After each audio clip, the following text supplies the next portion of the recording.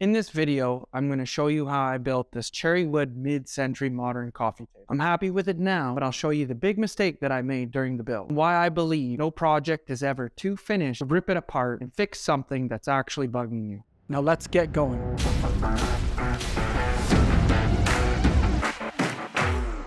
Whenever I'm using unsurfaced wood, my first step is always to inspect the boards for imperfections. This is so I can make a plan for how I'm going to deal with things like warped boards, knots, big gouges, etc. I like using unsurfaced wood because it's cheaper, it gives me more control over my designs, and thirdly, I like the process of surfacing boards. Next, I'll need to square up all the boards. Running each board through the planer will give me nice, even, flat surfaces to work with. I take off about a 1/16 of an inch each pass. The jointer will give each board a smooth edge, which helps me get a tight, square fit during the glue up and clamping. The more perfectly square I can get the boards during this phase, the easier every other task during the project will be. The next step is creating the top of the coffee table. The top is going to consist of 3 1x10 planks of cherry wood. That's the wood we just surfaced. I'm going to glue them together to create a 10-foot by 30-inch single piece. But then I'm going to cut here and here, then wrap the wood down the side and under in a C shape. This will give me a waterfall edge and a little 12-inch ledge under here for magazines, remotes, and whatever. Okay, let's make 3 boards into one.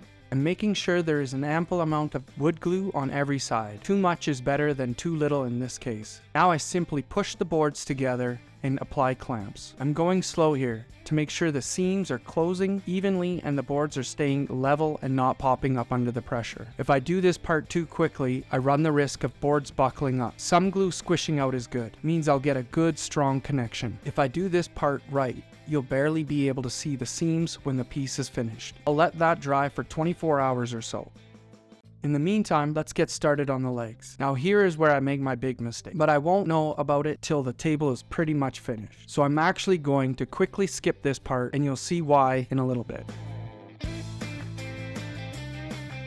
So it's been a day and I'm back in the shop to take the clamps off of my now 10-foot by 30-inch board of cherry wood. I'm giving the top a quick rough sanding here to remove the residual glue. I'm using 60 grit sandpaper. A knot in the wood will need to be filled to prevent it from causing issues in the future. First, I clean out the dead wood and gunk. For this tabletop, I'm going to use a small bit of resin. I'll tape the underside to prevent the resin from running through and sticking my boards to the work table. And with the resin prepped, I fill the hole to the top. The resin will settle into all the little cracks and crevices, so the convex bubble you see here will be flat or concave by the time it's dry. With that dry and roughly sanded, it's time to make the cuts for my C-shaped waterfall edge inlet. I lay out the long piece, make my measurements, and cut the 45s. Unfortunately, my camera ran out of battery while I was doing this, so I'm here in the future explaining what I did. So let's use this scrap piece of zebra wood to demonstrate how to get the waterfall effect. In order to get the waterfall look, you want to match the grain directions and the lines up together. So we're going to cut at a 45, and then we're going to cut at a 45 the other way to make a 90. What I want is for the grain to wrap down the side of the coffee table so it looks like one solid piece of wood. I've made my cuts and now I have 3 pieces ready for the complicated glue up of the C-ledge. This took me some time to work out. First, I glue what will be the bottom ledge together. I use biscuits here to make sure the joint is strong and won't pull apart over time. With this part done, I flip the tabletop upside down and set my newly glued together C-ledge on top. I then prop the ledge up with some 2x4s cut to length and shim till the top of the C-ledge is level. I then glue and clamp. It's been 24 hours or so. The glue is dry. It's now time to attach the leg. To attach the legs, I bought these. This is a prefabbed leg plate. You can buy at a hardware store. You simply attach it to the bottom of the table. Then you're going to need one of these. It's called a hanger bolt. You're going to put the hanger bolt in the top of the leg, then that threaded piece threads into the bottom of the plate.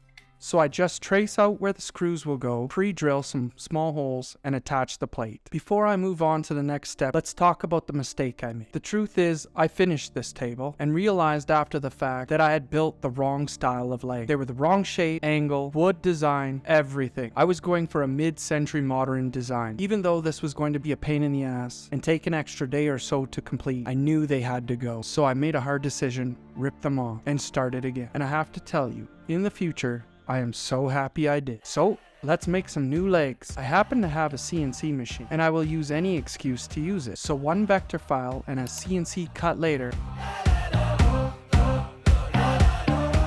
I have these. I glued the two sides together and routed the corners with a 1/4 inch round over bit. You can see they're the right shape and angle now. Made from white oak and exactly what I was looking for. Little extra work, but it's so worth it in my opinion. Next, I need to put the hanger bolt into each leg. At a 15-degree angle, I add one hanger bolt to each. And they're ready to go.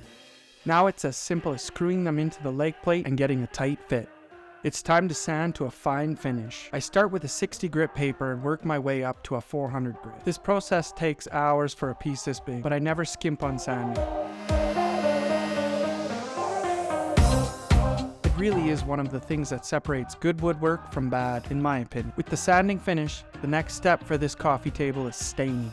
Cherry is a hardwood, but it comes in on the softer side of the Jenkin hardness scale at around 950. Because of this, I need to condition the wood before staining with a wood conditioner. This will allow the wood to evenly soak up the stain rather than pooling and blotching on the surface. I'm using a walnut water-based stain for this coffee table. After that dries, I apply 2 coats of wood wax to protect the wood from moisture and wear.